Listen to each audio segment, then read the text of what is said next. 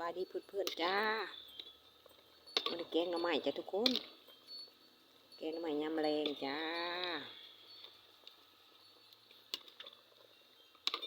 แกงหน่อไม้ใส่เห็ดหูหนูใส่เห็ดเข็มใส่บักจ้าใส่หลายอย่างเลยจ้าทุกคนเป็นตะแซ่บบ่จ้าทุกคน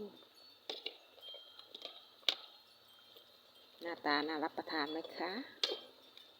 เด้อพาชิมากินน้ำจ้าแกงหน่อไม้ใส่เห็ดเข็มใส่เห็ดหูหนูเป็นอะไรจ้าทุกคนหน้าตาน่ารับประทานไหมเอ่ย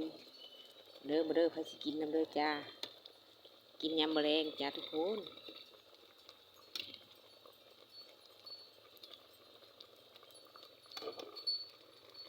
ถ่ายเห็ดซุปกับบักซุปก่อนจ้าทุกคนเห็ดกับบักยังบ่ทันซุปจ้านี่โอ้ยเสียงผดเป็นตะแสบบอกเพื่อนมาเด้อพาชิกินน้ำจ้า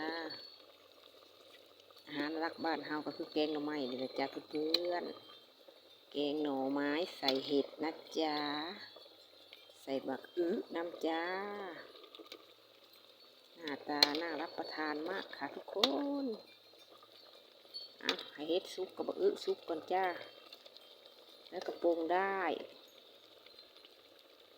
นี่เสียงผดอุ้ยน่ารับประทานมากจ้า